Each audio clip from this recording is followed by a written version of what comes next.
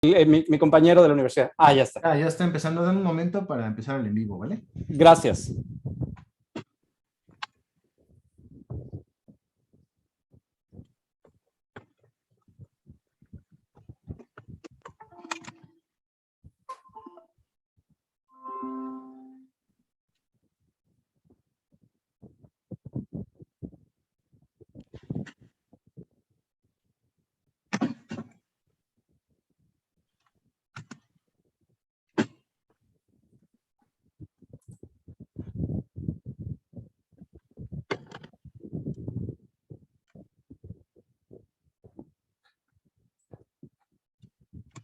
Ya estamos en vivo.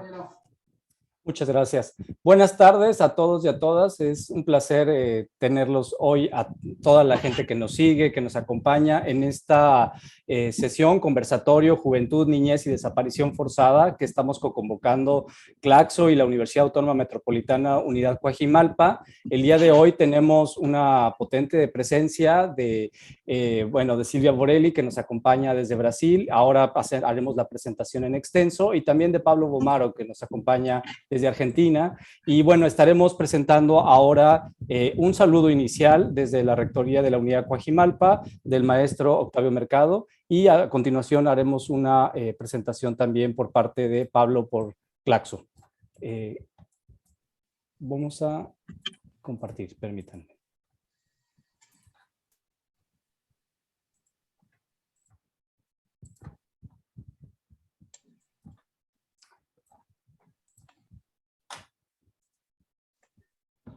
Buenas tardes a todos. Es un honor, en mi calidad de rector de la Unidad Coajimalpa de la Universidad Autónoma Metropolitana, presentar el conversatorio Juventud, Niñez y Desaparición Forzada. Desde hace ya algunos años, durante la gestión del anterior rector de nuestra unidad, el doctor Rodolfo Suárez Molnar, dio inicio el trabajo alrededor de la desaparición forzada como un tema no solamente de estudio, sino de participación e incidencia. La Universidad Autónoma Metropolitana, cada vez más cerca del medio siglo de edad, se ha caracterizado desde su fundación por un fuerte compromiso social, asumido e interpretado a partir de las características particulares de cada una de sus unidades académicas, donde la orientación de distintas disciplinas ha perfilado intereses y cercanías con distintos aspectos de lo social, como la salud o el medio ambiente. En el caso de la Unidad Coajimalpa, el contexto de su surgimiento en 2005 coincidió con el deterioro en las condiciones de seguridad estructural, así como con el incremento de múltiples indicadores respecto a distintas violencias en el país. Ese contexto, sumado a la propia vocación de la Universidad Autónoma Metropolitana de trabajar de cara a lo social, ha ido en los últimos años delineando un compromiso respecto a los derechos humanos y a una cultura libre de violencia en dos vertientes principales: género y desaparición forzada. La conformación de la Unidad Especializada en Igualdad y Equidad de Género en 2018, pionera en la estructura de nuestra universidad, así como el trabajo de acompañamiento de familiares de víctimas de desaparición forzada en los años previos, que condujo a la articulación del diplomado Desaparición Forzada en México y América Latina, recursos y estrategias para los procesos de búsqueda e identificación, y que cuenta también con la participación de Claxo, son los dos vectores sobre los cuales, en la gestión que iniciamos en junio, estaremos articulando un proyecto de derechos humanos como una forma de marcar una posición frente a las distintas violencias que azotan no solamente a nuestro país, sino a toda nuestra región. El modelo de gestión que proponemos para los siguientes años en Unidad Coajimalpa busca la integración de actividades de docencia e investigación con tareas de gestión del campus y acompañamiento de la comunidad. En ese sentido, pensar estos conceptos, derechos humanos, desaparición forzada, desde esa perspectiva, nos permite asumirlos no únicamente como objetos de estudio para proyectos de investigación o como contenidos de trabajo en el aula, sino como espacios de intervención e incidencia por parte de la universidad. Puntos en el mapa sobre los cuales es preciso comenzar a trazar líneas que nos permitan no únicamente repensar el territorio o describirlo, sino incidir en su transformación. Es en ese espíritu que nuestra participación en este conversatorio a partir de Juventud, Niñez y Desaparición Forzada reconoce la gravedad del problema de los miles de desaparecidos en México en las últimas décadas y lo asocia con las implicaciones que tiene en sectores de la población particularmente expuestos a las consecuencias de violencia de desaparición, como la evidencian los más de 3.000 menores desaparecidos en nuestro país durante 2020. Como universidad pública, nos toca, pues, el fomentar la visibilidad y reflexión del problema, no con la suficiencia del experto, que conoce el tema solamente a partir de la biografía, sino con la escucha atenta de quien reconoce la gravedad de la situación y entiende que hay experiencia de primera mano que debe ser recuperada y puesta en conocimiento de la sociedad. Es en ese sentido que estamos operando el diplomado que comentaba, y es también en ese mismo sentido que nos honra presentar este conversatorio con la doctora Silvia Borelli, de la Pontificia Universidad Católica de Sao Paulo, y con el doctor Pablo Bomar, director de investigación de Claxo. Estamos seguros de que será sumamente enriquecedor para seguir pensando en este tema que, desgraciadamente, se ha convertido en parte de la vida cotidiana en nuestra región. Muchas gracias.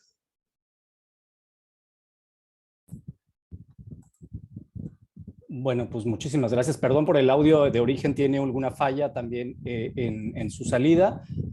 Ay, y estaremos ahora compartiendo las palabras por parte de Claxo, del doctor Pablo Bomaro.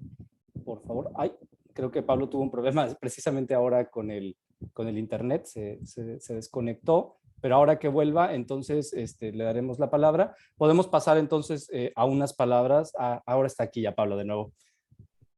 Es que creo que se desconectó. Esperamos tantito. ¿Sí me escuchas, verdad, Pablo? Sí, ahora sí, disculpen, lo que pasa es que estoy con mala conexión, les pido perdón, no me suele pasar, pero les vuelvo a decir que estoy fuera de Buenos Aires y muy complicado, pero no te preocupes. Aquí estoy otra vez. Muchísimas gracias. Bueno, pues entonces si quieres ahora hacer una breve presentación también por parte de Claxo en tu representación, Pablo, por favor. Por supuesto, bueno, muchísimas gracias por esta invitación, Edgar, gracias por organizar este conversatorio, muchas gracias al señor rector por este saludo, a Octavio Mercado, y bueno, es un placer desde Claxo, del Consejo Latinoamericano de Ciencias Sociales, estar hoy aquí con ustedes, con la querida Silvia Borelli, una investigadora vinculada a Claxo, al grupo de trabajo de infancias y juventudes, vinculada también a la red INJU, a la red iberoamericana de posgrados en infancias y juventudes, y por supuesto a ti, Edgar Chávez, a Filip, también un querido amigo con el que estamos también profundizando alianzas, tanto desde la Universidad Autónoma Metropolitana plantel Coajimalpa, como también desde el proyecto ICORN, y entonces desde Claxo, del Consejo Latinoamericano de Ciencias Sociales. Para nosotros es un honor, es un compromiso, es un orgullo poder apoyar este tipo de iniciativas que tienen que ver con poder pensar cuestiones vinculadas con desapariciones forzadas, cuestiones vinculadas con violencias en América Latina, con identidades, con justamente lo que tiene que ver con la criminalización de la protesta social, lo que tiene que ver con un Estado que destruye o que mata a la sociedad en la que se, digamos, implanta, y la búsqueda de justicia, la búsqueda persistente, permanente, de verdad, de justicia y la construcción colectiva de memoria. Para Claxo, estos temas son prioritarios, son fundamentales para América Latina, no solamente en México, en muchos países de Centroamérica, en Colombia, en Brasil mismo, en Chile, en diferentes países latinoamericanos, Argentina, bueno, ahora vamos a comentar sobre, digamos, Argentina, que sigue viviendo estos temas, pero que los ha vivido hace décadas atrás, por supuesto, y entonces poder pensar estos temas desde una inflexión también generacional, ¿no? Pensarlo en niños, niñas, juventudes, y cómo estos sujetos sociales, ¿no?, atravesados por la dimensión generacional, experimentan estos procesos, resisten a los mismos y crean alternativas justamente para superarlos y para poder construir sociedades más justas, más igualitarias, más democráticas, y que logren justamente resolver sus conflictos mediante una vía no violenta, mediante caminos que no impliquen el exterminio del que piensa distinto, el exterminio del adversario y la eliminación del otro. Así que muy contento de estar aquí. Me vuelvo a disculpar por algunos problemas de conexión que voy a tener hoy, pero por supuesto a disposición desde lo personal y desde Claxo para seguir apoyando este tipo de iniciativas. Edgar, muchísimas gracias y comenzamos a dialogar. Muchísimas gracias, Pablo. Y bueno, pues nada más un breve también saludo que tenemos aquí a Filip, que es el coordinador de extensión universitaria en la Universidad Autónoma Metropolitana Unidad Coajimalpa, y bueno, pues con quienes estamos haciendo precisamente este trabajo decidido y a profundidad desde la universidad. Por favor, Filip. Muchísimas gracias, Edgar. Un gran saludo para los dos, a Pablo Ya, Silvia, solo decir, subrayar un par de cosas que Octavio Mercado nos dijo. Me parece capital pensar que hoy el papel de una universidad, especialmente una universidad pública, es estar involucrada en el tejido social y en los problemas de la sociedad e intervenir como centro de estudio, de reflexión, pero también de acción, como dijo Pablo, y como tú lo haces, querido Edgar. Me parece vital pensar en lo que dijo de visibilidad, o sea, hoy se trata de visibilizar problemas, escapar un poco quizás de las trampas del mundo político y del mundo mediático y proponer otro tipo de discurso y otro tipo de pensamiento frente a una realidad que sabemos que es tan siniestra. Así es que les agradezco muchísimo, estaremos siempre en contacto para esa clase de temas. Con Claxo tenemos este proyecto de la red de ICOR en América Latina. Edgar ha lanzado este gran diplomado y lo que viene va a ser aún más importante. Yo creo que esas posturas, esas ideas y esta forma de generosidad es lo que hoy tenemos como deber enfrente de nosotros. Así es que con mucha curiosidad e interés espero sus palabras. Yo estaré aquí, me quitaré mi sonido y el video para no estorbar el internet, pero aquí estoy, ¿eh? Abrazo a todos. Muchísimas gracias, Philip. Y sí, desde luego creo que es importante señalar que el trabajo que venimos haciendo está siendo acompañado desde hace tiempo por la red Claxo, por Pablo, por la secretaria ejecutiva Karina Batiani, y hay un compromiso decidido para incidir precisamente en la sociedad. Y creo que por ahí podemos comenzar ahora. Bueno, voy a hacer una breve presentación de Silvia. Silvia es doctora y docente en antropología por la Universidad Católica, la Pontificia Universidad Católica de Sao Paulo, profesora e investigadora en ciencias sociales también, coordina la coordinación de proyectos especiales y del grupo de trabajo también Imágenes, Metrópolis, Culturas Juveniles, investigadora del grupo de trabajo, como bien decía Pablo, Infancia, Juventud, y miembro de la coordinación de la red de posgraduados de Claxo, también en Infancia y Juventud, RedInJu, y del programa de investigación postdoctoral en Ciencias Sociales, Niñez y Juventud. Es investigadora en las áreas de antropología, sociología de la cultura y comunicación, y bueno, entre sus publicaciones tiene también recientemente Juventud Latinoamericana, Necropolíticas, Culturas Políticas y Urbanidades, en coorganización con José Manuel Valenzuela, coproducido Claxo y la editorial Universidad Manizales, y por supuesto la Pontificia Universidad Católica de Sao Paulo. Tiene también la cultura como vector de protección, protagonismo de la niñez y adolescencia, en coautoría con Carola Arregui y Pedro Puntual, también por parte de la Pontificia Universidad Católica de Sao Paulo. Entonces, Silvia, si quieres iniciar, por favor, con esta charla que tenemos precisamente alrededor de este tema, sería muy interesante escucharte. Gracias. Graças a ti, Edgar, e à Universidade Autônoma Metropolitana. Para mí es un placer enorme estar aquí con ustedes para esta charla, y a mí me encantó, Edgar, recibir esta invitación desde que nos conocemos en un encontro reciente de Claxo y Mesila, y pienso que tuvimos ahí algunas confluencias de todo. Entonces, para mí es un placer estar aquí.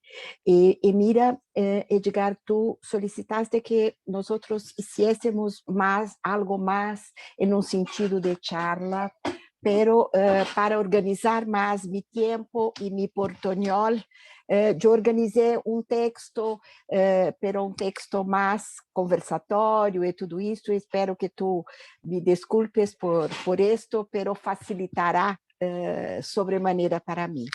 Entonces, yo empiezo con algunas cuestiones involucradas con las violencias y las desigualdades, y con la constatación, que es una constatación que todos conocemos, de que la violencia es en Brasil, en los países de América Latina, un problema persistente y una realidad preocupante que atraviesa todo el sistema social, político, económico y cultural del país.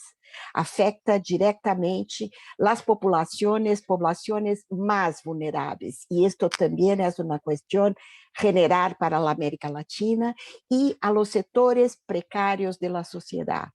Existe una relación estrutural y sistémica entrelazada entre el Estado y estos grupos de población en la que la violencia se configura como motor en la reproducción de la desigualdad y la subordinación de estas vidas. Los contextos de violencia, homicidios, feminicidios, juvenicidios, etnocidios, desaparición forzada, mortalidad y letalidad por arma de fuego, están estrechamente involucrados a la raza, a la etnia, a la generación, ao género y también a los desplazamientos migratorios tan persistentes en nuestros países. Estos contextos reproducen las desigualdades, además de reforzar los estigmas y las exclusiones, negando a estas personas el acceso e integración a sistemas de derecho como la educación, la salud, la seguridad pública y sobre todo a la vida. La persistencia de una matriz excluyente y desigual atraviesa las diferentes formas de violencia cometidas y sufridas, incluso con respecto a las instituciones gubernamentales. Y, en el contexto de esta pandemia, acentuó aún más algunos de estos procesos, demonstrando la victimización selectiva vivida en Brasil. La reproducción de la desigualdad y su evidente profundización en el contexto pandémico de COVID está anclada en particular en las condiciones de subordinación que viven segmentos poblacionales de niños, niñas, adolescentes, jóvenes y ancianos, por mujeres sometidas al régimen patriarcal y sexista, por negros e indígenas estigmatizados e excluídos por diferentes racismos, por pessoas LGBTQIA+, segregadas e ameaçadas, por imigrantes e refugiados provenientes de los múltiples desplazamientos que atravessam os continentes, por los habitantes de las periferias de las grandes ciudades que subsistem em conflito com múltiplas urbanidades, por los residentes e ocupantes que vivem en el enfrentamento entre la metrópolis planificada, higienizada, mercantilizada e los lugares, territórios ocupados em la vida cotidiana. E por la ausência, e isto em Brasil, em los últimos 2-3 anos, é terrível, é uma tragédia, por la ausência de políticas públicas capazes de responder a desafios estruturais e contingentes, que resultam de governo super, ultra neoliberal e com características privatistas, com características que expõem uma condição para o Estado mínimo e para todas as privatizações que o Brasil tem vivido nos últimos anos. Eu deixarei aqui muito rapidamente, eu tenho isto com mais, o grupo de investigação Jovens Urbanos, por lo qual eu sou a coordenadora. Temos uma análise sobre dados de violência em Brasil e trabalhamos um conjunto de dados de 2020 e da situação até 2018. E por que isto? Porque já há novo Atlas de la Violência de 2021, pero el tom, a perspectiva crítica do Atlas é a falta de segurança e de confiabilidade em los dados que estão sendo produzidos em los últimos anos. Então, eu trabalho com esta perspectiva de la violência e as mortes em Brasil que estão direcionadas a jovens negros, negras e periféricos. São 57.956 homicídios, 27,8 muertes por 100.000 habitantes. 91,8% das vítimas são varones, 55,3% de los homicidios son de varones jóvenes de 15 a 29 años, con el pico a los 21 años. Y las personas que más mueren son varones y mujeres, negros y negras. 74% superior para hombres negros y 64,4% para mujeres negras en relación a las personas no negras. Ahora, algunas consideraciones iniciales sobre violencias, muertes violentas y desaparecimiento forzado.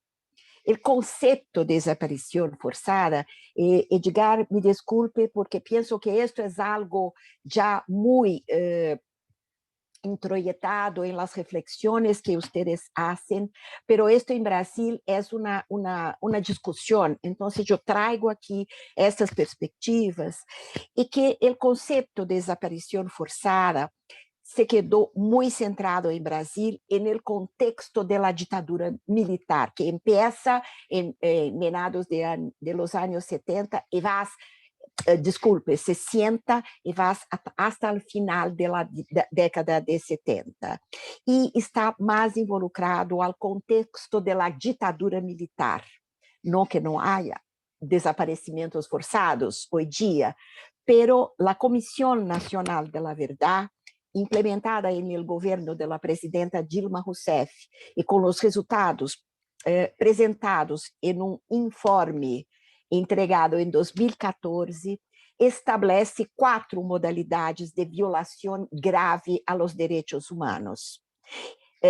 Arresto ou detenção ilegal e arbitrário, tortura, execução sumária, arbitrária e extrajudicial e outras muertes imputadas ao Estado.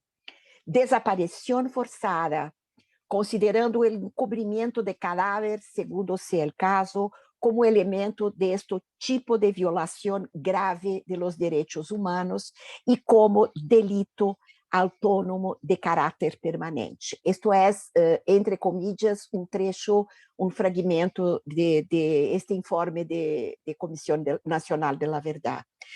A mesma comissão considerou e em conformidade com a Convenção Internacional para a Proteção de Todas as Pessoas contra as Desaparições Forçadas de ONU 2006, que a desapropriação forçada, toda privação, é desaparição forçada, toda a privação de liberdade perpetrada por agentes dos Estados ou por pessoas e grupos de pessoas. Temos práticas em Brasil de milícias, de milicianos, de aparatos paraestatales e todo, como em vários países de América Latina e de Centroamérica e todo. E esta desaparição forçada estaria, para a Comissão de la Verdad em Brasil, coexiste nela 3 elementos: privação da liberdade da vítima, qualquer que seja sua forma, intervenção direta de agentes do Estado ou terceiros que atuem com a autorização, apoio ou consentimento do Estado, e a negativa do Estado a reconhecer a detenção ou revelar a suerte ou o paradero de la persona. E esta prática de la desaparição forçada como fenômeno sistemático e generalizado, sabemos todos, marcou a história recente da América Latina, a história recente e a história das ditaduras militares e outras ditaduras em Argentina. Há que citar as ditaduras militares do Cono Sur, os conflitos armados em Centroamérica e as práticas de los estados que ocultaram os corpos de las vítimas, criaram cemitérios e fossas clandestinas, identificaram as pessoas como indigentes e vertido cadáveres en el fondo de lagos, ríos y mar, y arrojados, como sabíamos, desde aviones y helicópteros. Miles de presos políticos murieron de esta forma. Cito la comisión, y hasta el día de hoy, en la mayoría de los casos, no se tiene noticia de su paradero. Entonces, mira, yo digo agora que hay digamos, una tensión sobre esta concepción de desaparición forzada, una tensión con la perspectiva, con la posición del Comité Internacional de la Cruz Roja, que es un debate en Brasil, que define personas desaparecidas como aquelas personas cuyo paradero es desconocido por sus familias y que tengan sido reportadas como desaparecidas. Y mira, no solamente la perspectiva de la desaparición forzada por violencia interna, también por desastres naturales y otras crisis humanitarias. Entonces, esta definición, digamos, genera un debate porque se asume como una definición más amplia do que la perspectiva de desaparición forzada. Entonces, yo termino ahora esta primera ronda de información diciendo que en Brasil, por los dados que tenemos de personas desaparecidas, y mira, son dados coletados con esta perspectiva de la Cruz Roja, y no con la perspectiva de una concepción de desaparición forzada. Entonces, son dados 2019, 79.608 personas, y 2020, 62.857 personas. Hay dados también sobre personas localizadas, pero estes dados son muy precarios, porque el propio proyecto, que es del Fórum de Seguridad Pública, de un anuario, ¿no? Un anuario de seguridad pública, ellos propios afirman que los dados son precarios, son fornecidos por diversas metodologías, son fornecidos por los estados, las unidades de la federación. No se dice las personas localizadas son personas vivas o muertas. Y mira, entonces, estes dados registrados son. E há outras perspectivas de análisis destas informações, destes dados, que criticam e também colocam sob suspeita, porque há dificuldade de acesso à informação, há obstrução da informação, e estas cifras, e eu estou trabalhando aqui com uma informação de uma tese de Andrea Schettini, que estes dados são imprecisos e muitas vezes subestimam o que Andrea Schettini, e há uma vasta reflexão sobre isto, denomina del terrorismo del Estado que assolou toda a região de América Latina. E, finalmente, uma outra crítica, que estes assassinatos e desaparições se relacionam com todas as perspectivas da violência. E estas violências são, digamos, involucradas com marcadores sociais. E o Estado aplica a violência e o Estado também produz estatísticas sobre violências. Então, isto é algo, e eu estou aqui dialogando com um trabalho de Lima, e que, então, mira, há que, e eu tenho aqui conjunto de grupos coletivos, associações de pessoas desaparecidas em Brasil, e penso que há que fazer, mais allá de inventário de dados produzidos por el mismo Estado que desarrolla políticas del terrorismo de Estado, há que fazer, digamos, investigações qualitativas com estas associações, com grupos, organizações de pessoas desaparecidas, para que tenhamos um equacionamento mais claro desta realidade. Então, me quedo, desculpe, falei algo como 15 minutos e espero que não tenha excedido mi tempo.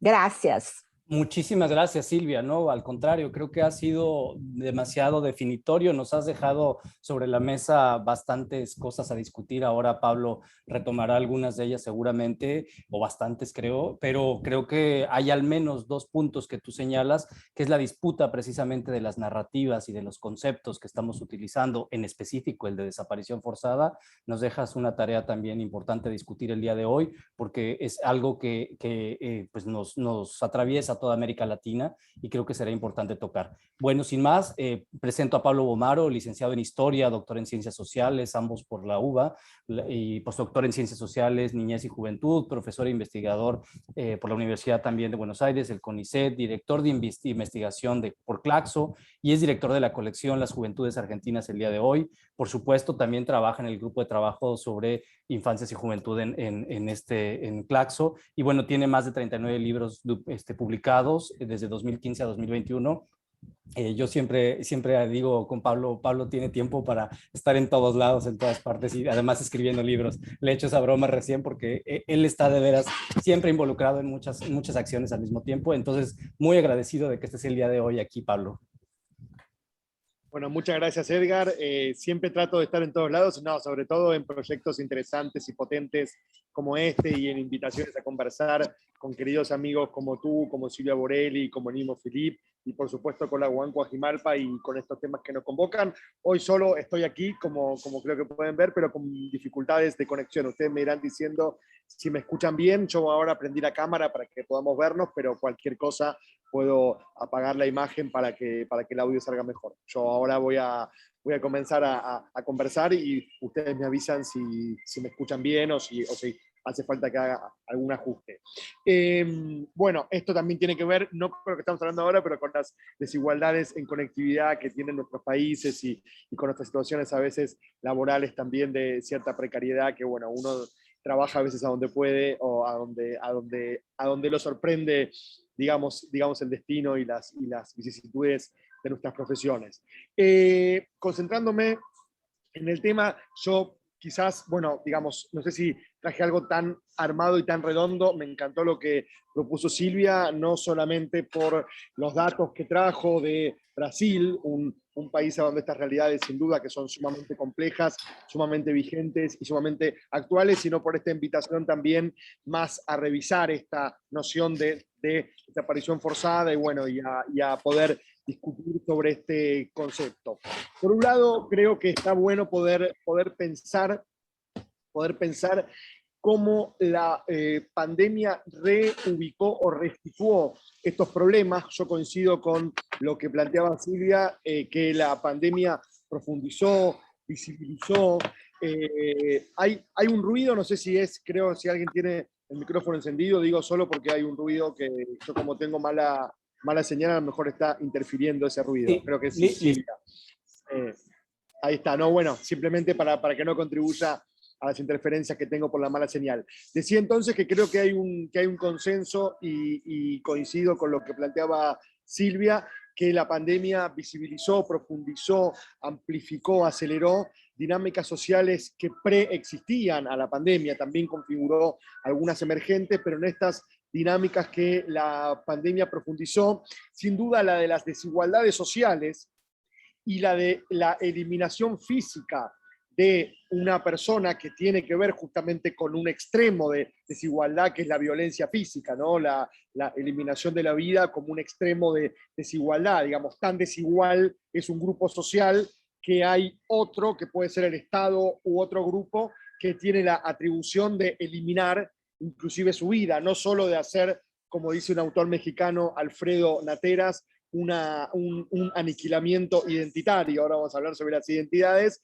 sino también un digamos, aniquilamiento físico, ¿no? Entonces creo que la desigualdad la violencia como expresión extrema de la desigualdad. Creo que es interesante comprender en nuestras sociedades y en América Latina como el subcontinente más desigual del mundo, comprender a la violencia física, a la violencia política, a la violencia de la exterminación o de la supresión, ¿no? Porque exterminación o supresión más vinculado con desaparición forzada, la supresión de quien se ve como adversario, como que piensa distinto, como el otro, bueno, por supuesto como un enemigo, la construcción de un enemigo social.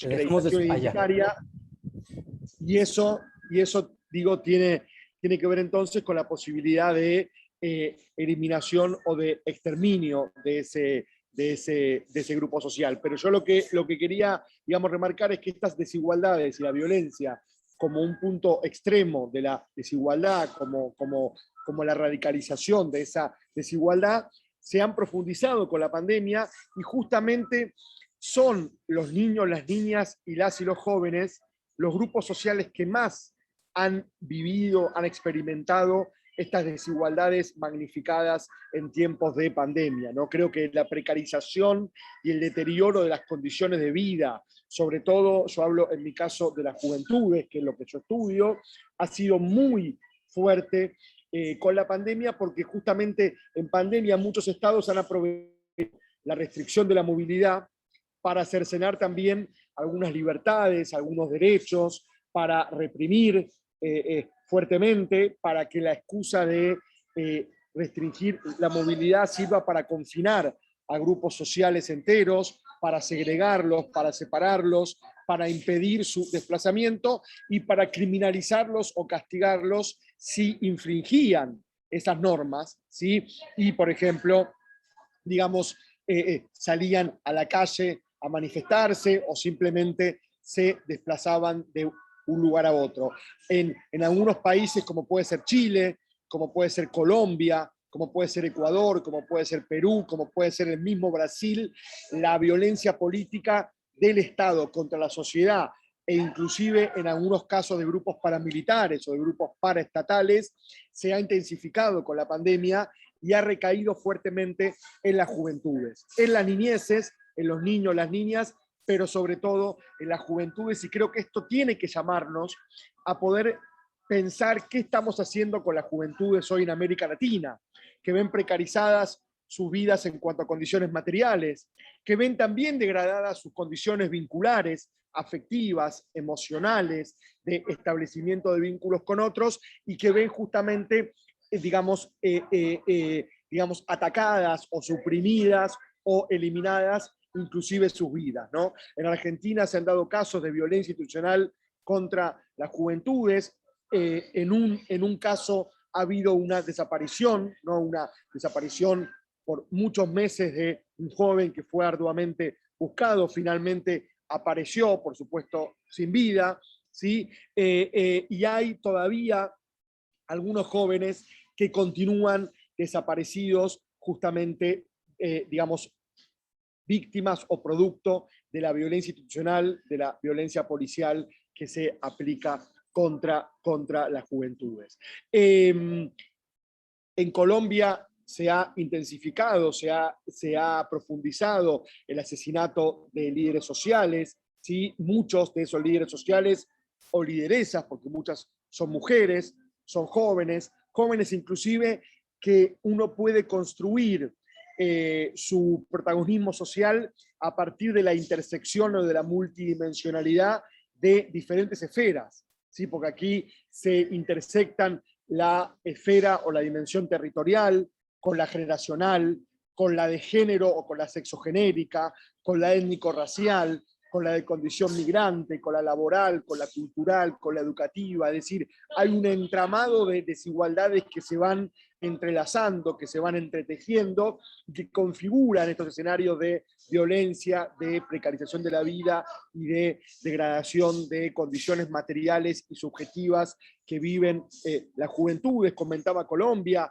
Chile, a donde parte de la represión del Estado contra las manifestaciones del 2019 en adelante tuvo que ver, por ejemplo, con suprimir, no siempre la vida, pero con suprimir, por ejemplo, la visión, con atacar la vista, los ojos de los manifestantes, y eso se comprobó deliberado, sistemático y deliberado de las fuerzas de seguridad chilenas para suprimir la visión de las juventudes que se digamos, manifestaban.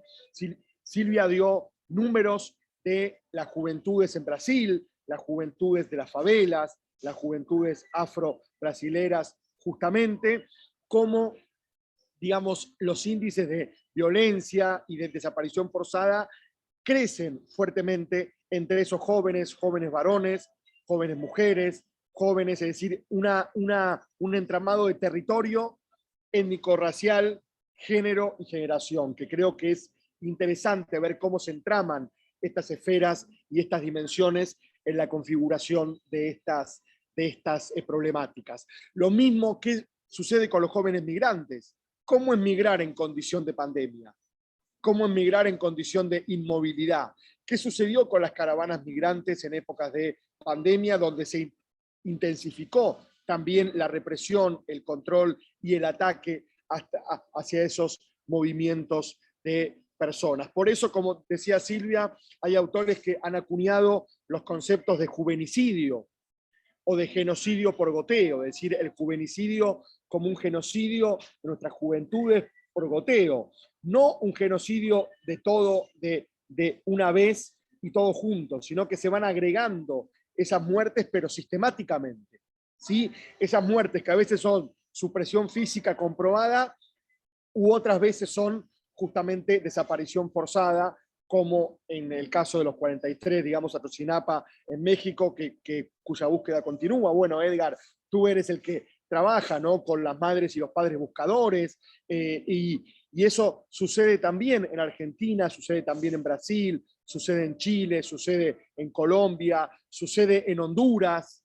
¿sí? Sucede en El Salvador, sucede en diferentes países latinoamericanos, porque vuelvo a decir, creo que hay que comprender el entramado de desigualdad, violencia, acción estatal hacia esa desigualdad y hacia esa, digamos, violencia, y cómo se van entrelazando diferentes dimensiones en esta composición. Sin duda también que en este mapa que estamos trazando, esta cartografía de las desapariciones forzadas, de las violencias y de las supresiones, de los aniquilamientos físicos o identitarios, hay que consignar las resistencias, porque las juventudes siguen buscando cómo sustraerse de esas sujeciones, cómo sustraerse de esas violencias, cómo sustraerse de la acción estatal o paraestatal en estos campos, y siguen creando, siguen innovando, siguen propiciando la emergencia de formas de resistencia, de formas alternativas, de formas de crear otras maneras de vínculo social, otras maneras justamente de, digamos, convivencia, ¿no? O sea, cuando en las sociedades está en juego la convivencia, son muchas veces las juventudes las que nos muestran los caminos de la convivencia. Yo no quería dejar de cerrar esta primera intervención viniendo de Argentina, mencionando sin duda que la noción de desaparición forzada años, y dos datos importantes para poder comprender la relación entre niños, niñas, juventudes y desaparición forzada en la historia reciente del Cono Sur, pero de la Argentina en particular. Por un lado, un dato importante: más del 50% de los desaparecidos o muertos por la dictadura militar eran menores de 35 años. Es decir, pueden ser considerados jóvenes. Más de la mitad, ¿sí? Más de la mitad de los desaparecidos eran jóvenes en la Argentina, ¿sí? Un tercio eran trabajadores y estudiantes, ¿sí? O sea, eran estudiantes que trabajaban, eran estudiantes y trabajadores, con lo cual digo, ahí uno ve la inflexión generacional y los enfoques fuertes que tienen muchas de estos fenómenos, muchos de estos procesos, que no son, digamos, procesos gestados, digamos, en el aire, ¿no? Sin una situacionalidad, sin un enraizamiento en las singularidades o en las características o en los rasgos específicos de nuestros países. Y otro dato más, Argentina lamentablemente innovó en este tema, ¿sí? Innovó es una palabra un poco ambigua o un poco rara para estas problemáticas, pero innovó en la supresión de la identidad de bebés, en el robo de bebés, que eran considerados botín de guerra por los militares de la dictadura argentina 76-83. Por lo tanto, este botín de guerra, estos más de 500 bebés apropiados, cuya identidad fue suprimida, y más de 400 hoy permanecen con su identidad apropiada y suprimida, ¿sí? Tiene que ver también con la acción estatal de intentar borrar la memoria, de intentar crear el terror social y a partir de ese terror social controlar y gobernar a nuestras sociedades. Por lo tanto, creo que es importante poder pensar en la inflexión generacional de los desaparecidos en la Argentina de la última dictadura, cómo eso continúa y cómo eso pervive con la noción que Silvia introducía de juvenicidio y de genocidio por goteo, y cómo la supresión identitaria se dio inclusive en personas recién nacidas, en bebés de pocos días, de pocas semanas o de pocos meses de vida, y esa supresión identitaria todavía es un crimen de lesa humanidad que continúa y que permanece. Por lo tanto, la acción de memoria, verdad y justicia sigue siendo un reclamo vigente de la historia reciente argentina de los últimos 40 años, pero también sigue siendo un reclamo vigente para las desapariciones que aún continúan, para los asesinatos y las muertes que aún continúan, y para muchas desapariciones forzadas que en Colombia, en Centroamérica, en Brasil o inclusive en México aún nos siguen desafiando y aún nos siguen provocando para llamarnos a una reflexión, pero como decía Philippe también antes, a una acción urgente para intentar revertir esos procesos. Yo me quedo por acá por ahora porque hablé también bastante y seguimos dialogando entonces, Edgar. Muchísimas gracias, Pablo. Y sí, por supuesto, tejiendo un poco la discusión de lo que ya tocabas ahora sobre esta forma también de despojo de las cosas, de los lugares, de las personas, me quedo pensando también en la otra parte, que es la invisibilización, también por una sobreexplotación de las imágenes de la violencia, de la criminalización y de todos estos ejes también de exposición mediática y exposición de las múltiples violencias, porque estamos hablando de una multiplicidad de violencias que además nos enfrentan a esas también múltiples vulnerabilidades de todas las personas que están en estos entornos y que ya ustedes narraban bastante bien. Al menos en el caso mexicano me deja reflexionando que estamos también enfrentando una crisis forense que ya es de todos conocida. Estamos ahora frente a la visita del Comité para la desaparición forzada de Naciones Unidas, desapariciones forzadas de Naciones Unidas, y donde esperamos un escrutinio vasto en México al menos y un diagnóstico real, porque han sido muchos diagnósticos durante muchos años, pero lamentablemente en estas cifras que ya nos contaba también Silvia, tenemos más de 90,000 personas desaparecidas en México y estamos hablando de que estamos situados precisamente en estos espacios de excepcionalidad de desapariciones en democracia. Entonces eso nos plantea también un reto para nombrar y para renombrar y repensar los conceptos. Esta forma también de adueñarse de los conceptos frente al uso también indiscriminado de ellos, ¿no? También para el control del lenguaje, el control también de los conceptos de forma jurídica. Entonces creo que es importante dirigirnos hacia allá y pensar en dónde podemos también atajar desde las ciencias sociales, desde la reflexión y el análisis en el tema de la identidad, que también nos tiene, pues en esta parte que nos planteabas, Pablo, que ustedes han vivido históricamente y desgraciadamente desde Argentina, en este despojo que nos hablabas de la identidad de las infancias, de los niños que fueron despojados de sus hogares, y en México nos plantea también la reflexión de la ruptura, además del tejido social general, de la ruptura de las familias. frente a una desaparición. Entonces, ahí estamos viendo en esa lectura intergeneracional, que tenemos que situarla además en diferentes niveles, a múltiples sectores sociales que están siendo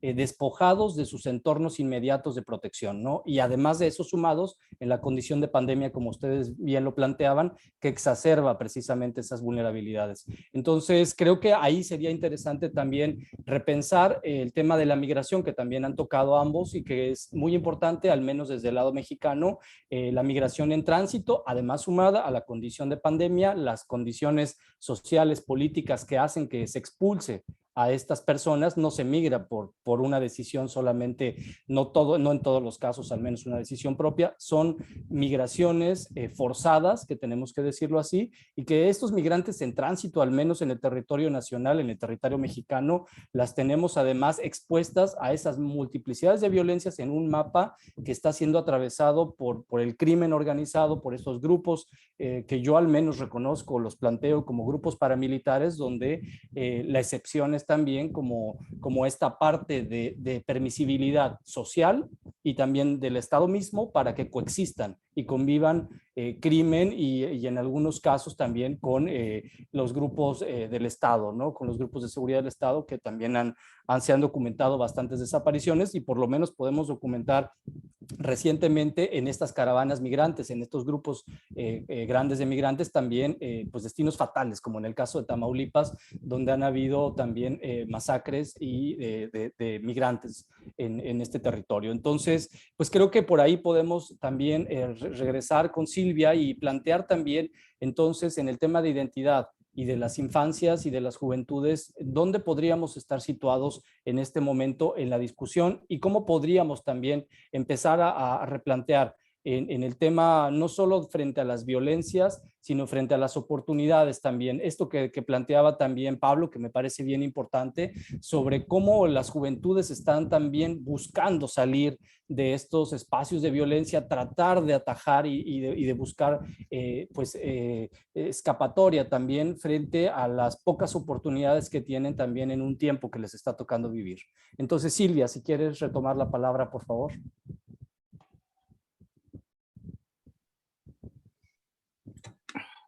Gracias, gracias Edgar. Pablo, gracias por su aporte y buenísimo. Y tenemos una historia terrible, ¿no? De Argentina y de Brasil y todo, donde hasta hoy mi generación y la generación y otras generaciones están muy involucradas con esta perspectiva. Y yo gostaria de comentar, pero en Argentina no tuvo como en Brasil una ley de anistia que anistió en Argentina. Hay culpables y ellos están visibles, condenados, muchísimos de ellos. Hay movimientos de recuperación de estos bebés, pero en Brasil hay una ley de amnistía que obstacularizó mucho de las perspectivas, digamos, de construir un futuro con una perspectiva de, digamos, algo benjaminiano, de redención de este trágico pasado. Entonces, mira, quanto à perspectiva de identidades, o que eu pensei quando Edgar nos propuso que consideráramos juntos essa perspectiva que é significativa neste contexto. Então, eu hice uma pergunta: como podem os niños, niñas e jóvenes equiparar suas identidades ante tanta pérdida, dolor e marcas indeléveis provocadas por las múltiples violências sofridas? Ou seja, como pensar nessa perspectiva? Mira, eu recuperei aqui, volví a alguns parâmetros propostos por nosso companheiro José Manuel Valenzuela, mexicano, e que nos permitiram problematizar que me permitiu problematizar esta questão. Então, eu pego algumas definições de identidade e estabeleço algumas, digamos, considerandos. Se, aspas, Valenzuela, as identidades sociais são umbrales simbolizados e significados de adscripção, diferenciação e de pertenência-exclusão, escritos em contextos sociohistóricos e entramados socioculturais específicos. Uma segunda consideração. Se referem estas identidades a, entre comillas, processos de identificação e diferenciação que mediam a relação entre indivíduo e coletividade e del grupo frente a outros agrupamentos sociais. Cerra las comillas. Se, comillas, são estas as descrições que se referem a fronteiras simbolizadas que conllevam características reais ou inventadas, objetivas e subjetivas, que são demarcações imaginárias de adscrição, que são processos de autorreconhecimento e heterorreconhecimentos, cerro comillas. E se estas identidades socioculturais se erigem mediante redes simbólicas comunes, undimbres de sentidos, urdiduras, correto? Undimbres de sentidos compartidos e de sistemas de significação que participam como suportes em las constituciones de, eu digo, para allá de los sentimientos, por los afectos, por las afectaciones, por el afetar, por pensamentos e práticas culturais coletivas, assim como em la construção del sentido de la acción social, cierro comillas, e uma última, se essas identidades, abrindo comillas, se estabelecem mediante a definição de limites que se encontram inscritos em condições específicas de vida, por lo que não podem solayar-se a descrições, e aqui eu marco, a descrições que são de classe, que são étnicas, de gênero, religiosas, políticas ou renacionais. Eu penso que todas essas adscrições estão, sem dúvida, presentes como causa e consequência das múltiplas violências que sofrem estes niños, niñas e jovens em América Latina, em Centroamérica e em outros países que vivem contextos de violência, contexto de terrorismo de Estado, contextos de milícias e organizações paramilitares. Então, dito hecho, estas perspectivas de concebir identidade que eu apropriei de Valenzuela, eu hago uma outra pergunta para nossa reflexão. Como manter essas identidades se romperam estes limites e estes significados? Pero mira, sin embargo, e eu termino citando, haciendo a última cita de Valenzuela, ele próprio, lo cito, diz: não existem identidades cristalizadas, essencialistas ou inamovíveis. Toda identidade é cambiante e situada em la medida em que se ubica em tempos e espaços específicos e em trabalhos históricos particulares. Cerro comillas e digo, eu penso que se não existem identidades cristalizadas, não são inamovíveis, se hace possível, a mi juicio, proyectar que a través de las brechas, las luchas, las políticas públicas de inclusión, que lamentablemente en Brasil no hay más. Las políticas públicas de inclusión, la resistencia y las acciones colectivas para reexistir, yo digo con una exclamación, estos niños, niñas y jóvenes podrían encontrar alternativas para existir, para existir.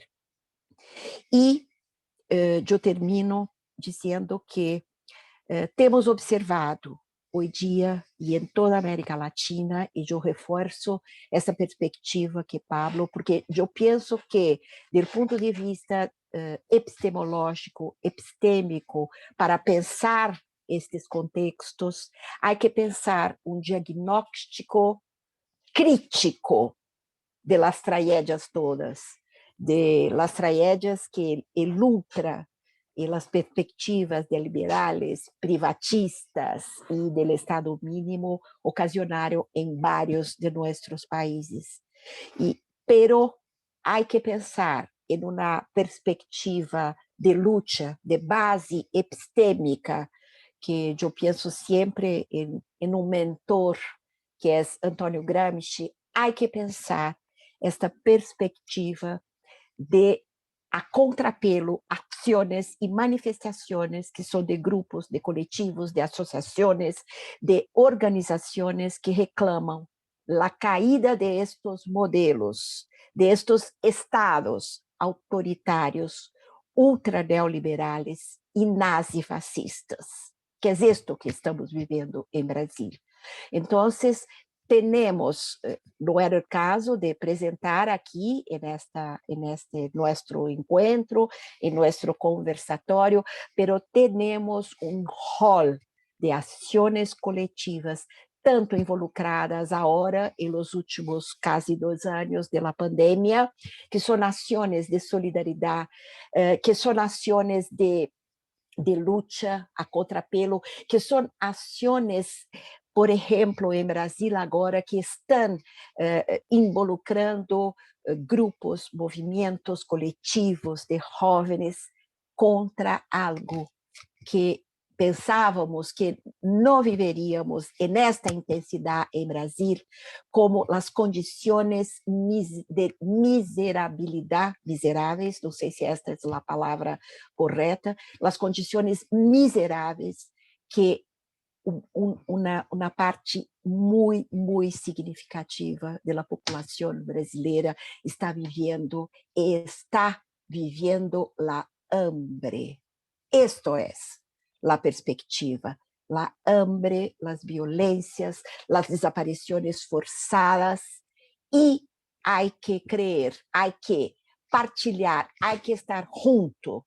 Y esto es, yo participo de un grupo aquí en Brasil que denominamos Generación 68, Generación 68 en Brasil. Y esta generación 68 quiere estar junto en las calles, en las manifestaciones, con colectivos, organizaciones que reclaman la caída de estos modelos, repito, autoritarios, ultraneoliberales y nazifascistas. Gracias.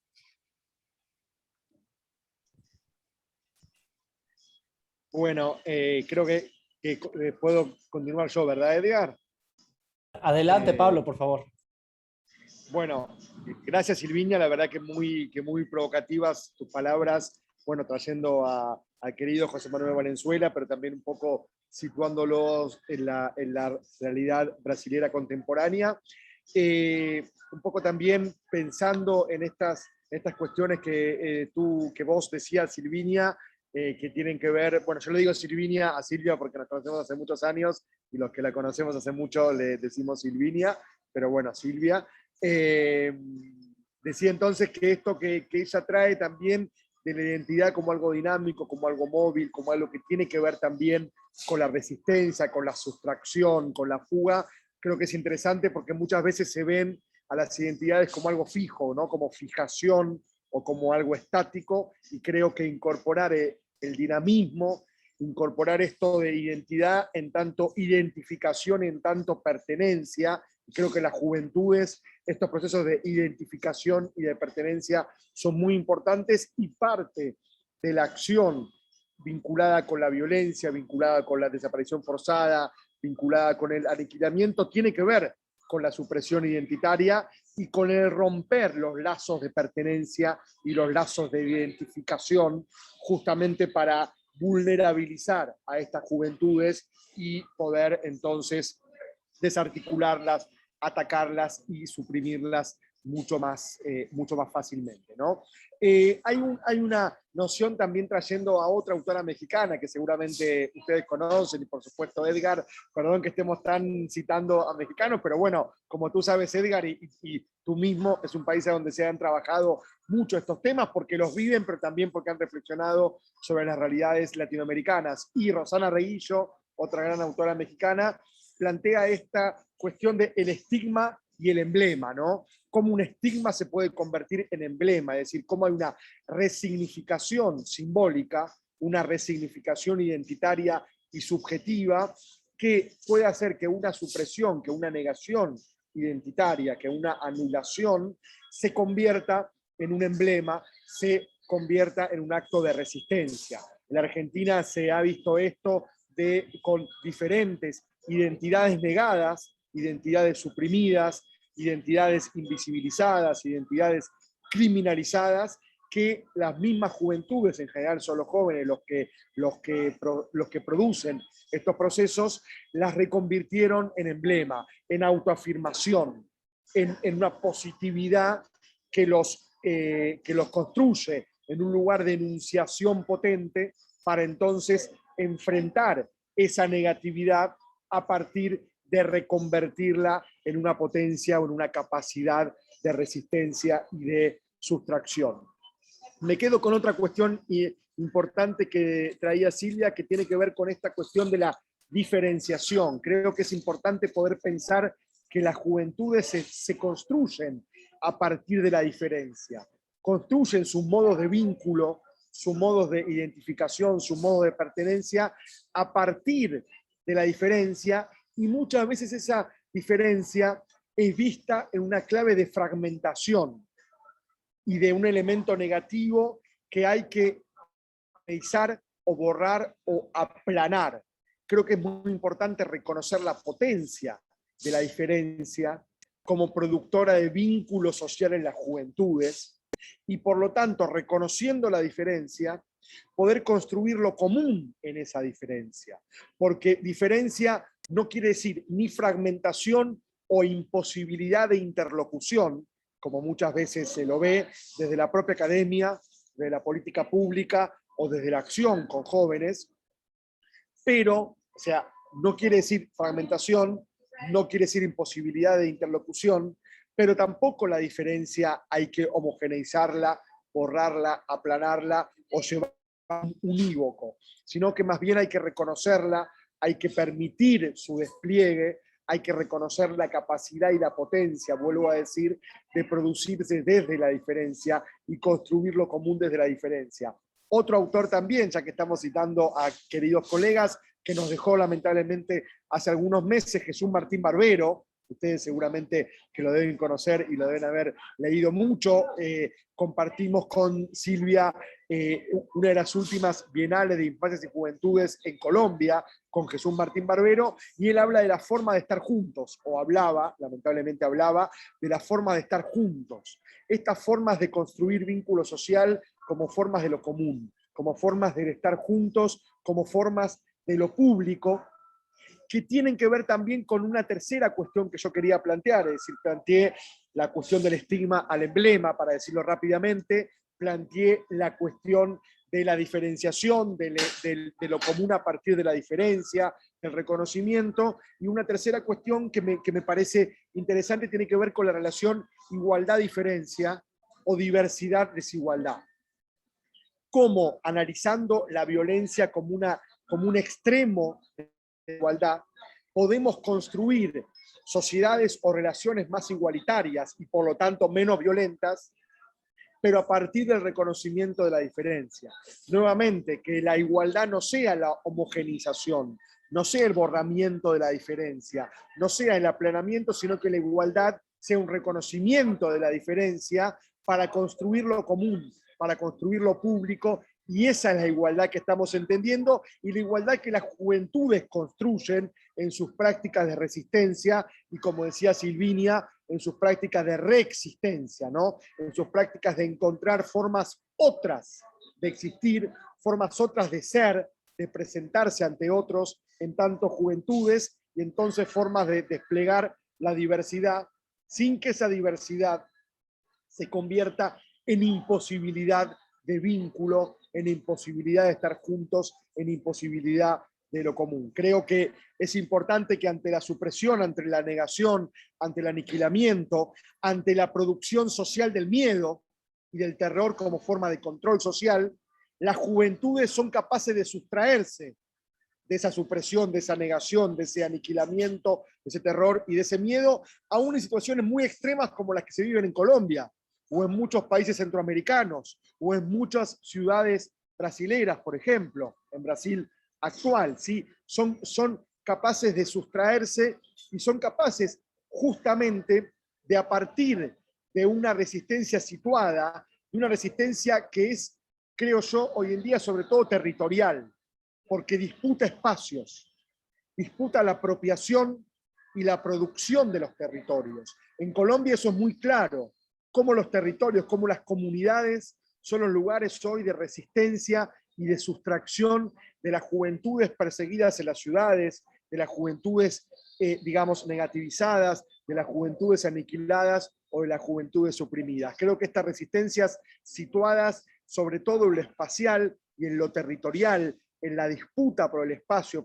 urbano, por el espacio rural, por las esquinas, por la construcción también simbólica del espacio que las juventudes dirimen y disputan en su vida cotidiana. Y un último comentario que quería hacer, al menos por ahora, tiene que ver con cómo se dan estas resistencias juveniles y estas luchas juveniles que creo que últimamente o en los últimos años, y también se vio esto en los últimos 2 años con la pandemia, se da de un modo no dicotómico, no binario, es decir, es una resistencia, una lucha no simétrica, no en espejo con el Estado para anteponerle una fuerza similar, por ejemplo, como era más una concepción de los años 70, ¿sí? Sino que se da de una manera más ambigua, más ambivalente, más de sustracción, de fuga, de innovar o de posibilitar las emergencias, más que de buscar una confrontación simétrica, dicotómica o binaria. Creo que este pensamiento cada vez menos binario, cada vez menos dicotómico, cada vez menos especular en el sentido de no en espejo, sino más bien buscando la emergencia, abriéndose hacia otras posibilidades, inclusive habitando las incertidumbres, porque resistir no siempre es buscar certezas, sino es aprender a habitar la incertidumbre, y los lazos identitarios y subjetivos son anclajes, son clivajes, son formas de vínculo que ayudan, que contribuyen a habitar la incertidumbre del mundo contemporáneo, pero la incertidumbre también de las disputas cotidianas por la vida, de las disputas cotidianas por los territorios y las disputas cotidianas por la existencia. Por lo tanto, creo que tenemos que estar abiertos a esa indeterminación de las resistencias juveniles, no binarias, no dicotómicas, no polarizadas, sino más bien ambiguas, ambivalentes, múltiples, diversas y plurales. Y aquí quizás me quedo para no extenderme demasiado en este diálogo que estamos sosteniendo. Buenísimo, Pablo. Creo que también nos estás poniendo ahí sobre la mesa una serie de discusiones. Me quedo pensando en esta palabra que tú traes a cuenta mucho, que es el tema de las sustracciones, de sustraerse, y pienso también a la otra parte de la sociedad que se sustrae de sí misma, ¿no? Para no ver, para tratar de hacer a un lado estas violencias que de pronto incomodan, que de pronto nos mueven, nos conflictúan, y que esa parte también en América Latina la hemos escuchado de varias colectividades, de madres, de gente que ha estado trabajando durante mucho tiempo, también para concientizar y movilizar a la sociedad en otros aspectos y en otros momentos, ¿no? Y creo que es importantísimo también situarlo en el caso mexicano. No puedo dejar de pensar en esta reapropiación precisamente de los conceptos y de lo que significan las cosas, como esto que decías de emblema por Rosana Reguillo, en el caso de las madres buscadoras, en el caso mexicano, las y los familiares que de pronto se pusieron frente a la noción de víctima, y no solamente frente a la noción de víctima, sino frente al ejercicio de los derechos como víctimas. Entonces, es la lucha también y la disputa por los derechos, y creo que en ese sentido también vale la pena decir que en el caso mexicano, donde el Estado estuvo ausente, ya estaba ausente de estos espacios de criminalidad y donde las exhumaciones y los lugares de donde han ocurrido estos crímenes, estas inhumaciones, y que han dado como resultado una búsqueda y una exhumación masiva por parte ciudadana, búsquedas ciudadanas y por parte de familiares, también les ha confrontado a sí mismas en su noción de identidad y dónde están paradas y a dónde quieren estar. Y de pronto eso también nos deja pensando las posibilidades frente a la memoria, como ya bien decían, y frente a la historia, ¿no? ¿Qué historia y qué memoria les estamos dejando a esas generaciones, y qué les vamos a compartir también como acciones de justicia, justicia social, justicia activa, colectiva, y que nos pueden permitir también esa reconstrucción, a lo mejor no como el gran tejido social que siempre hemos imaginado, pensado, o que se pudo haber pensado históricamente desde las ciencias sociales, desde la antropología, pero sí en múltiples reconstrucciones de los tejidos, porque estamos hablando de esto que bien hablas, Pablo, que está en una especie de subjetividades, de desdibujos, donde se están multiplicando también esas conformaciones. Creo que también sería interesante en ese sentido pues recuperar algunas preguntas que nos están llegando ahora, que nos comentan de Facebook Live. Está una compañera que precisamente ha transitado con nosotros desde la UAM Coajimalpa en este ejercicio de incidencia, no de la universidad hacia las familias, hacia la calle, sino han sido las familias quienes han tomado la universidad. Eso vale la pena decirlo. Aquí, al menos en este caso, nosotros felizmente hemos dado cuenta de que ellas han sido quienes han tomado la batuta, y felizmente lo digo también entre comillas, porque nosotros también hemos luchado contra decir que vamos ciertamente contracorriente. No queremos normalizar el trabajo con las familias, lo hemos dicho varias veces, desde el trabajo del diplomado, de lo que hemos hecho con los cursos y talleres. Pero Micaela González Heras, que busca a sus 2 hijos desaparecidos, también ella nos ha dado grandes lecciones de lo que significa la búsqueda y el ejercicio de los derechos. Nos hace 2 preguntas, se las hago llegar a ustedes, a Silvia, Pablo. ¿Cómo abordar el impacto que generan los hijos e hijas de personas desaparecidas? Esto que ya hablaban ustedes de las afectaciones, ¿no? También creo que es importante atravesarse por los afectos, pero también situar las afectaciones.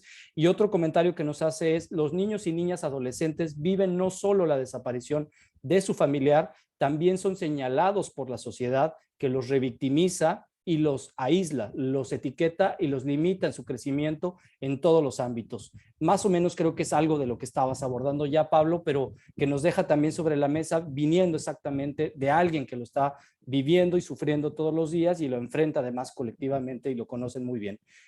Silvia, no sé si quieras responder algo al respecto.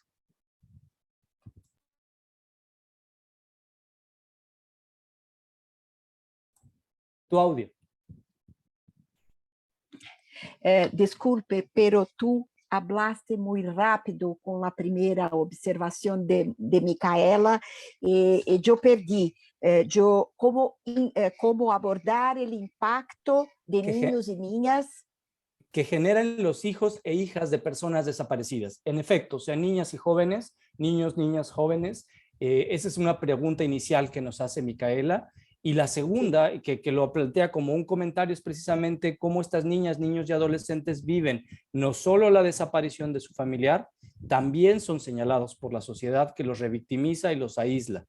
los etiqueta y los limita en el crecimiento en todos los ámbitos, ¿no? Entonces creo que ahí tenemos como materia también para abordar estos dos comentarios. Perfecto. Sí, gracias por repetir, Edgar. Entonces, mira, Micaela, yo no hizo en ningún momento investigación directa con niños y niñas que tienen familias y personas con desapariciones forzadas.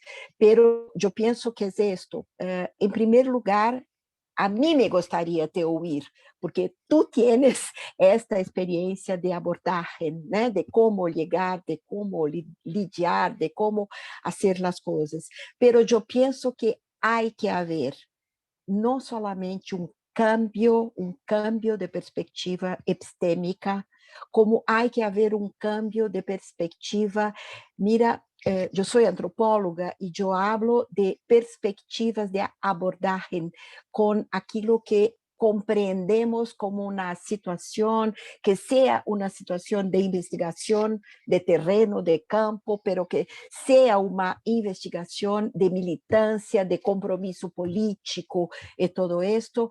Yo pienso que hay que inventar algunas perspectivas de pensar un conocimiento que es un conocimiento donde, yo no sé, es muy difícil, donde yo no soy la persona que investigo del punto de vista epistémico y metodológico, pero yo tengo que incorporar por la perspectiva que yo pienso de los afectos, por la perspectiva de las trocas, no por la perspectiva solamente de decir ou de ouvir, ouvir dizer, mas por uma perspectiva que é aquela de que os relatos são los más terribles, yo pienso, y los más trágicos. Desculpe, yo no sé si respondo con la perspectiva que tú, Micaela, hizo la pregunta. Sí, y mira, con relación a revitimização. Sim, penso que esto é um problema, porque a revitimização lleva inúmeras vezes a la imposibilidad de que estos niños, niñas encuentren caminos.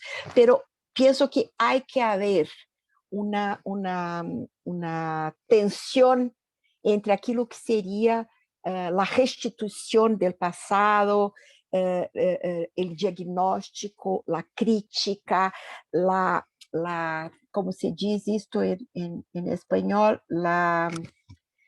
La denuncia y todo esto, pero hay que pensar en caminos posibles para que estos niños y jóvenes sean, digamos, aquellos que llevan la perspectiva del pasado, la perspectiva de sus muertos, de las violencias sufridas, pero que tengan posibilidad de encontrar caminos para reexistir.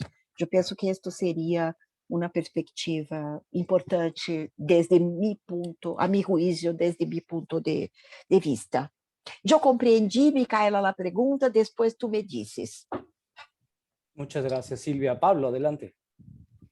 Sí, a ver, un breve comentario, quizás recuperando la primera parte de la pregunta. Sobre la segunda creo que Silvina algo dijo y podemos seguir conversando, por supuesto, pero con la primera parte quería recuperar la experiencia de hijos en Argentina. Seguramente Micaela conozca, Edgar también, Silvia también, que son los hijos justamente de los desaparecidos de la última dictadura militar, que justamente se han, digamos, digamos, emergido en el campo de los familiares y de los organismos de derechos humanos en la Argentina a mediados de los años 90, justamente como una irrupción generacional que de cierta manera trastocó y alteró el campo de la construcción de la memoria y la búsqueda de verdad y justicia. Porque estos hijos, justamente quizás para contrarrestar o para actuar sobre esta revictimización, politizaron ese vínculo ese vínculo familiar, ese vínculo filial, esa condición privada e íntima de hijos de desaparecidos o desaparecidas, para justamente emerger en una acción colectiva que también trajo, por ejemplo, la acción directa a la búsqueda de sus familiares, de sus padres y de sus madres. Es decir, en los años 80, en la Argentina, era más el reclamo por el juicio y castigo. Silvia dijo, en la Argentina no hubo una amnistía inmediata, por suerte hubo una búsqueda de juicio, ¿sí? De enjuiciar a los responsables de los crímenes de lesa humanidad, de los asesinatos, de las violaciones, de los robos y las desapariciones, ¿sí? Luego hubo ciertas búsquedas de impunidad en décadas posteriores, pero digo, en los años 80 el reclamo era juicio y castigo. Primero era aparición con vida. Cuando esa aparición con vida lamentablemente se demostró poco probable, el reclamo fue juicio y castigo. Pero los hijos, cuando emergieron, planteaban, si no hay justicia, hay escrache.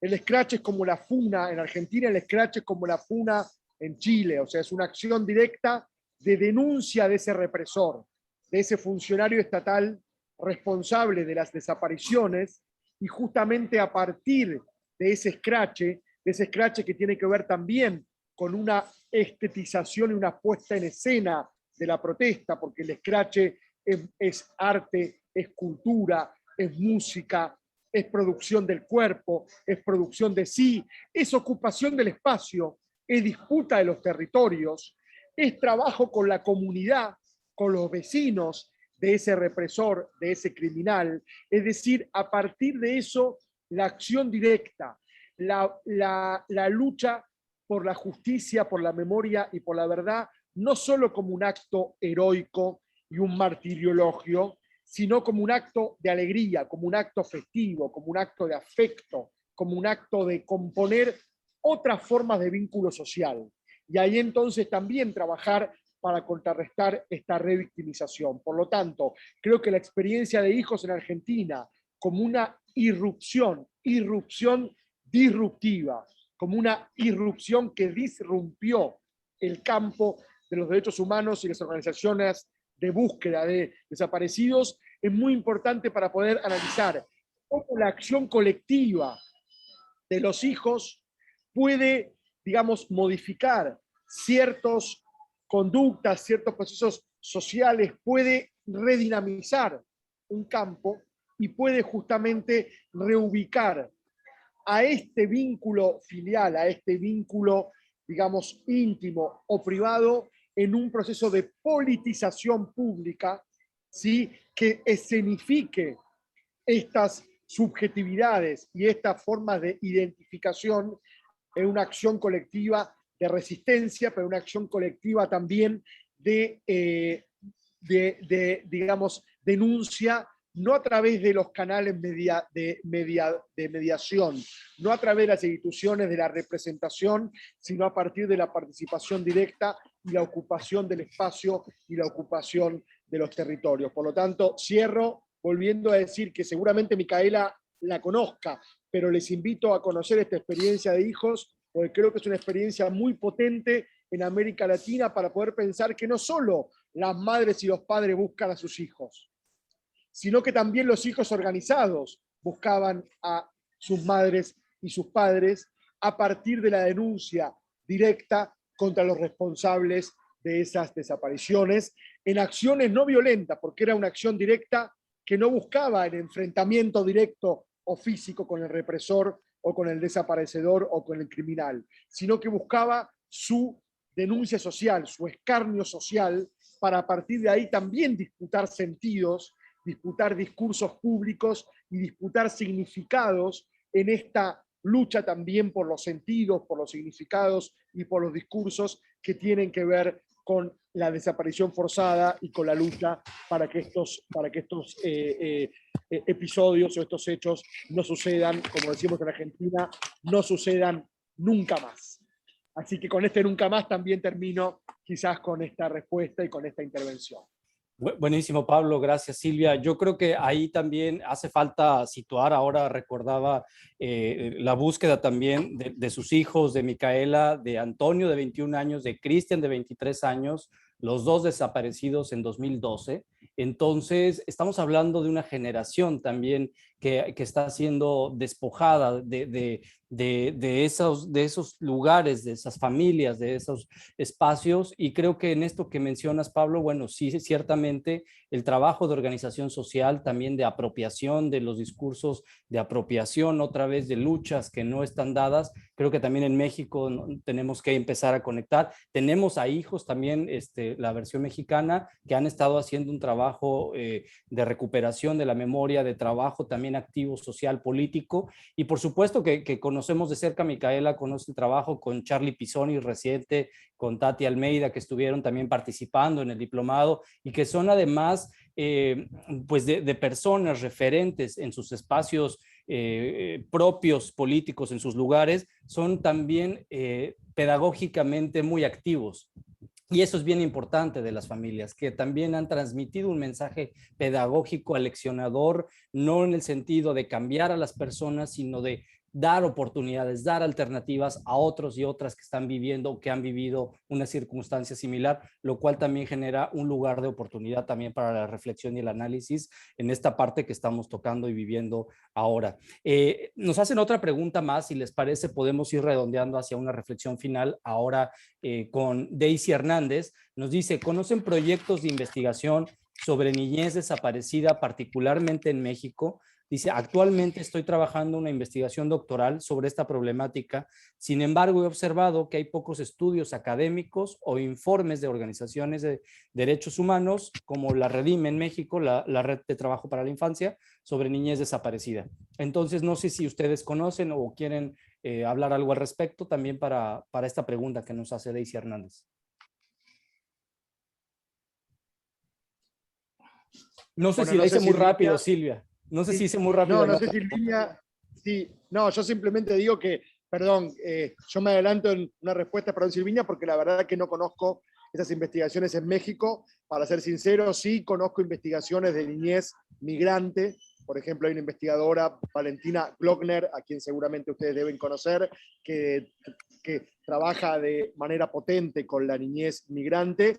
Y también conozco investigaciones, pero no de México, por eso, con, por ejemplo, estos niños apropiados por la dictadura militar y los niños en el exilio, ¿no? Pero son investigaciones más de Argentina, que en todo caso luego podría compartir por correo o por algún canal para que las conozcan ustedes. Tienen que ver con niñeces en el exilio o con los niños apropiados y cómo han ido reconfigurando y recomponiendo su identidad o reconstruyendo o produciendo su identidad. Pero la verdad que en México no, digamos, conozco investigaciones de ese tipo, así que por eso es que me adelanté para una respuesta, Edgar, porque, bueno, simplemente puedo aportar esos poquitos elementos de mi parte, ¿sí? Y aprovecho, no sé, Edgar, perdón, para quizás hacer como un cierre final. Seguramente Silvia ahora dirá algo, pero, digamos, creo que poder pensar, poder poner en palabras estas reflexiones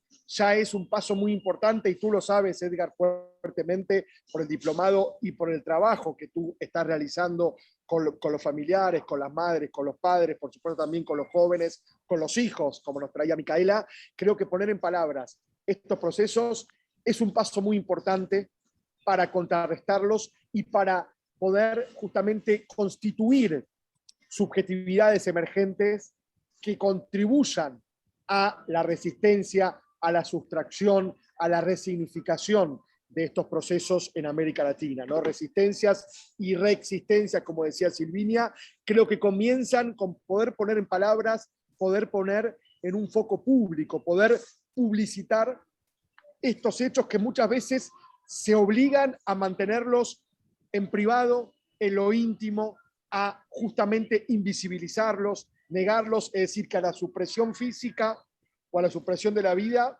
le sigue una supresión simbólica y una supresión identitaria. O se nos obliga a mantenerlo en una vía judicial, a judicializar estos temas como si se tratase de un tema técnico, ¿no? De un tema que tiene que ver con el código penal o con el código normativo. Creo que poder hacer públicos y poner en debate estos temas parece algo básico, pero es un primer paso muy importante y por eso agradezco, Edgar, este diálogo que estamos teniendo esta tarde-noche y por supuesto un placer dialogar con Silvia sobre estos temas. De mi parte, a disposición para continuar profundizando sobre estos temas cuando sea necesario y cuando volvamos a ser convocados a un nuevo intercambio y a un nuevo diálogo.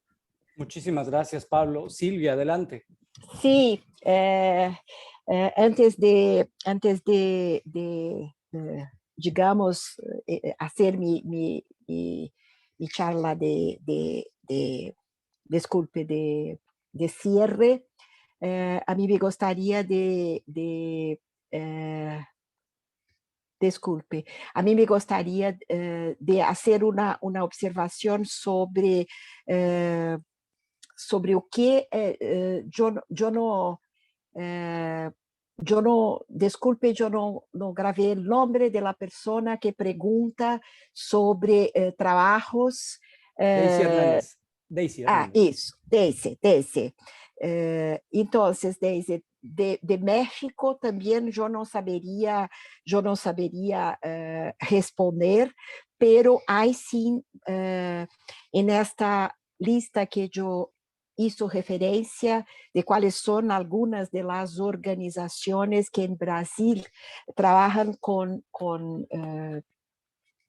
hay una asociación brasileira de búsqueda y defensa a criança desaparecida y que se denomina Madres de la Sé, que es a catedral, a Praça da Sé, en el centro histórico de la ciudad de São Paulo. Hay también un movimiento nacional de búsqueda a pessoas desaparecidas e vítimas de violência, que se chama União das Madres de Brasil. E há também outros involucrados com o Comitê Internacional de la Cruz Roja, há outro que se chama Desaparecidos de Brasil, e há um centro brasileiro em defesa da criança, de los niños, niñas e adolescentes que também estão involucrados com esta. E sim, há já alguns trabalhos publicados sobre histórias de bebês, de niños, niñas e adolescentes sequestrados pela ditadura militar. Há, digamos, trabajos con violencias a los derechos de los pueblos indígenas y una de las cuestiones fuertes es este desaparecimiento forzado de niños y niñas y adopción compulsória de crianças de grupos indígenas. O sea, cuando yo estaba na búsqueda por preparar esta nuestra charla, yo me deparé con varias publicaciones ya en Brasil sobre esta cuestión. Sí, entonces poderemos continuar a charlar en otro momento. Y ahora yo pienso, Edgar, a señor rector, a Felipe, que aqui está com nós, e a toda a perspectiva deste encontro, desta invitação para participar, que generou aqui em mim, em minha persona e também com certeza no grupo de verdade, no grupo de investigação, que estávamos muito cerca desta perspectiva de las violências involucradas com o desaparecimento forçado. Então, eu penso que há que continuar. Eu agradeço por esta possibilidade e Edgar, as experiências que tenho personalmente e as experiências com todos esses trabalhos de Claxo são increíbles, generam frutos muito interessantes e genera produção de conhecimento e genera compromissos políticos, compromissos com enfim, com todas estas tragédias que vivimos em América Latina. Y entonces me cabe agradecer por la invitación y agradecer por la posibilidad de aprender también en este momento. Muchísimas gracias, Silvia. Muchísimas gracias, Pablo. Yo creo que les agradezco infinitamente desde la universidad, de que es un proyecto, además de las familias, de la universidad, de la comunidad universitaria, de su generosidad por este tiempo además extendido. La verdad es que también agradezco mucho, Pablo, que estás ahora fuera en las condiciones complicadas que nos platicabas y que te hayas quedado ahora a platicar y a conversar con nosotros. Sabemos que nos está escuchando mucha gente y sabemos que nos van a seguir escuchando. Por supuesto, Silvia, nos planteas además un compromiso que desde luego desde ahora con Filipe aquí enfrente, seguramente el rector y con todo el grupo de personas con las que trabajamos en el equipo del proyecto de desaparición, nosotros también estamos en ese compromiso político de trabajar por la memoria, por la verdad, por la justicia, el trabajo sobre los derechos humanos con las familias y por supuesto estamos también, como sabe bien Pablo, con Karina y con todo el equipo de Claxo muy comprometidos a seguir trabajando conjuntamente. Entonces agradezco de veras infinitamente el espacio y que hayamos podido transitar por este primer foro. Además, hacer público que tenemos otros 3 foros más pensados para lo que resta del año, uno más, y para el siguiente año otros 2, con miras también, y haciendo el anuncio a la 9ª conferencia que viene de Claxo, que también están organizando de cuerpo entero con un gran esfuerzo, que están también gente como Silvia y como otras personas que forman parte del gran equipo y la familia de Claxo latinoamericana hacia este esfuerzo que va a situarse en la UNAM. Entonces también hacerle extensivo a todas las personas que nos están escuchando, que pueden todavía acceder ahí a los espacios donde van a estar pudiendo colaborar y participar en la 9ª conferencia. Entonces, muchísimas gracias otra vez a los dos y gracias a todo el público que nos ha seguido este día. Muchas gracias, Edgar.